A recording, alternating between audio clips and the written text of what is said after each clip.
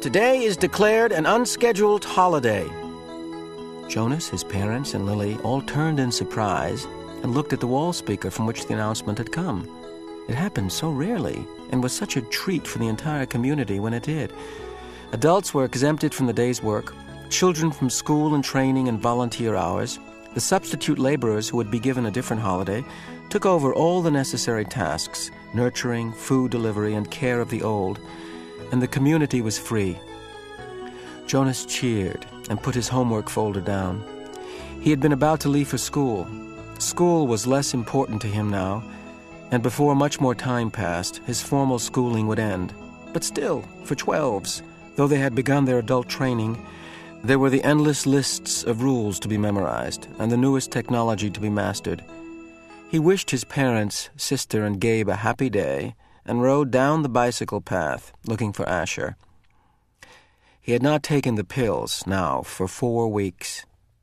The stirrings had returned, and he felt a little guilty and embarrassed about the pleasurable dreams that came to him as he slept. But he knew he couldn't go back to the world of no feelings that he had lived in so long.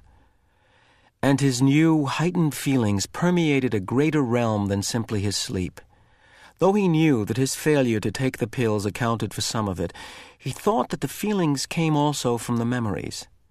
Now he could see all of the colors, and he could keep them, too, so that the trees and grass and bushes stayed green in his vision. Gabriel's rosy cheeks stayed pink, even when he slept, and apples were always, always red. Now, through the memories, he had seen oceans and mountain lakes and streams that gurgled through woods, and now he saw the familiar wide river beside the path differently. He saw all of the light and color and history it contained and carried in its slow-moving water, and he knew that there was an elsewhere from which it came, and an elsewhere to which it was going. On this unexpected casual holiday he felt happy, as he always had on holidays, but with a deeper happiness than ever before. Thinking, as he always did, about precision of language, Jonas realized that it was a new depth of feelings that he was experiencing. Somehow, they were not at all the same as the feelings that every evening and every dwelling every citizen analyzed with endless talk. "I felt angry because someone broke the play area rules," Lily had said once, making a fist with her small hand to indicate her fury. Her family, Jonas among them, had talked about the possible reasons for rule-breaking and the need for understanding and patience until Lily's fist had relaxed and her anger was gone. But Lily had not felt anger, Jonas realized now. Shallow impatience and exasperation. That was all Lily had felt. He knew that with certainty because now he knew what anger was. Now he had, in the memories, experienced injustice and cruelty, and he had reacted with rage that welled up so passionately inside him that the thought of discussing it calmly at the evening meal was unthinkable. "I felt sad today," he had heard his mother say, and they had comforted her. But now Jonas had experienced real sadness. He had felt grief. He knew that there was no quick comfort for emotions like those. These were deeper, and they did not need to be told. They were felt. Today, he felt happiness. Asher! He spied his friend's bicycle leaning against the tree at the edge of the playing field. Nearby, other bikes were strewn about on the ground. On a holiday, the usual rules of order could be disregarded. He skidded to a stop and dropped his own bike beside the others. "Hey, Ash!" he shouted, looking around. There seemed to be no one in the play area. "Where are you?" "Whew!" A child's voice, coming from behind a nearby bush, made the sound, "Pow! Pow! Pow!" A female 11 named Tanya staggered forward from where she had been hiding. Dramatically, she clutched her stomach and stumbled about in a zigzag pattern, groaning. "You got me!" she called, and fell to the ground, grinning. Blam!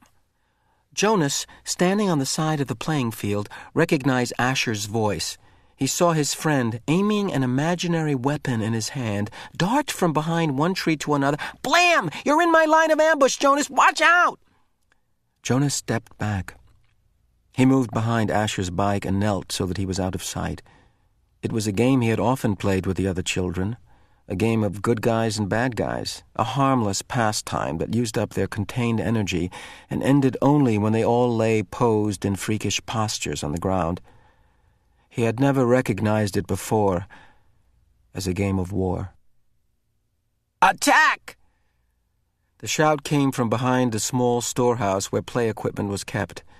3 children dashed forward, their imaginary weapons in firing position. From the opposite side of the field came an opposing shout, "Counterattack!" From their hiding places, a horde of children, Jonas recognized Fiona in the group, emerged, running in a crouched position, firing across the field. Several of them stopped, grabbed their own shoulders and chest with exaggerated gestures, and pretended to be hit. They dropped to the ground and lay suppressing giggles. Feelings surged within Jonas. He found himself walking forward into the field. "You're hit, Jonas!" Asher yelled from behind the tree. "Pow! You're hit again!" Jonas stood alone in the center of the field. Several of the children raised their heads and looked at him uneasily. The attacking armies slowed, emerged from their crouched positions, and watched to see what he was doing. In his mind, Jonas saw again the face of the boy who had lain dying on a field and had begged him for water. He had a sudden choking feeling, as if it were difficult to breathe. One of the children raised an imaginary rifle and made an attempt to destroy him with a firing noise. Whew! Then they were all silent, standing awkwardly, and the only sound was the sound of Jonas's shuddering breaths. He was struggling not to cry. Gradually, when nothing happened, nothing changed. The children looked at each other nervously and went away. He heard the sounds as they righted their bicycles and began to ride down the path that led from the field. Only Asher and Fiona remained. "What's wrong, Jonas? It was only a game," Fiona said. "You ruined it," Asher said in an irritated voice. "Don't play it anymore," Jonas pleaded.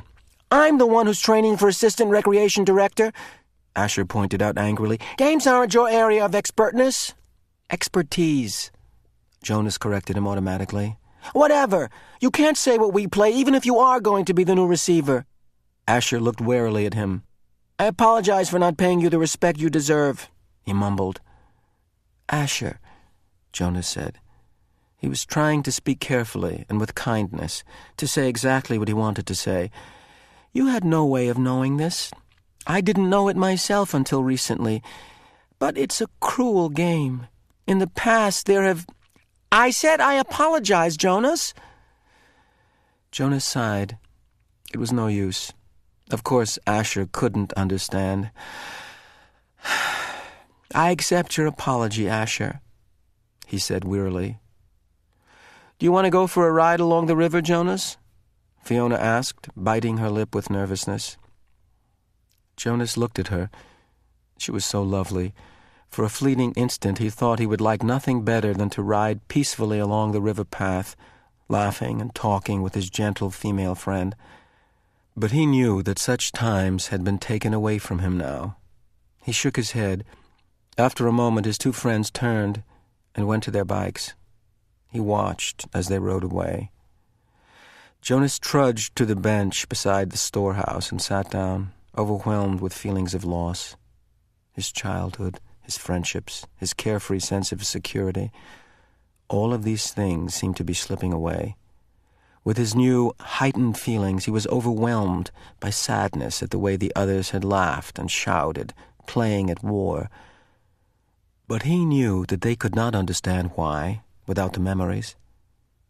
He felt such love for Asher and for Fiona, but they could not feel it back without the memories, and he could not give them those. Jonas knew with certainty that he could change nothing.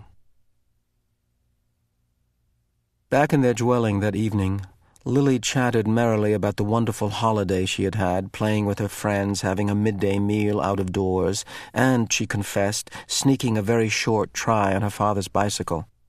"I can't wait till I get my very own bicycle next month. Father's is too big for me.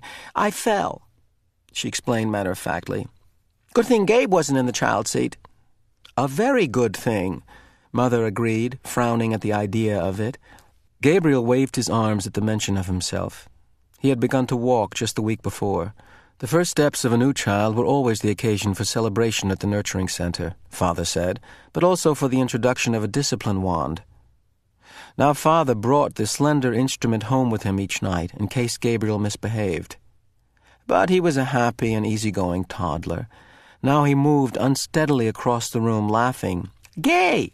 he chirped. "Gay!" It was the way he said his own name. Jonas brightened. It had been a depressing day for him after such a bright start, but he set his glum thoughts aside. He thought about starting to teach Lily to ride, so that she could speed off proudly after her ceremony of 9, which would be coming soon.